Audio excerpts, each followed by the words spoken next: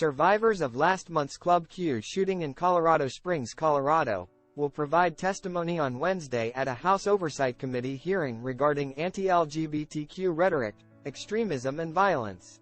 The hearing, according to organizers, will address the ways in which anti-LGBTQ legislation and rhetoric is rising, and may be fueling a rise in violence against LGBTQ Americans. More, drag queens refuse to hide amid anti-LGBTQ hate, threats and Colorado Springs shooting.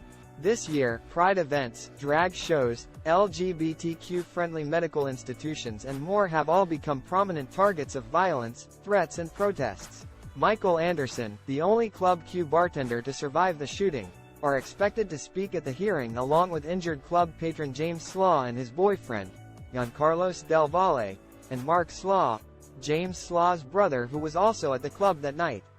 From Colorado Springs to my own district in New York City, communities across the country are facing a terrifying rise of anti-LGBTQI+ violence and extremism, House Oversight Committee Chair Representative Carolyn B. Maloney, DNY, said in a statement.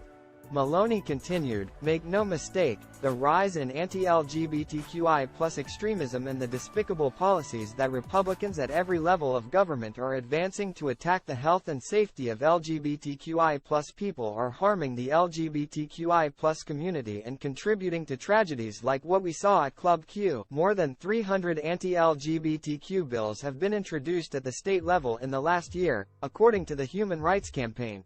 The suspect accused of killing 5 people in a mass shooting at an LGBTQ nightclub in Colorado Springs is facing 305 charges, including first-degree murder, attempted murder and bias-motivated crimes. The suspect has not yet entered up. Investigators and witnesses at the club have said the shooter opened fire as soon as they walked into Club Q around midnight on November 19. Patrons at the venue then tackled and subdued them until police arrived, according to witnesses. The mass shooting was being investigated as a hate crime. Colorado Springs shooting survivors to speak before Congress about anti-LGBTQ violence originally appeared on abcnews.go.com.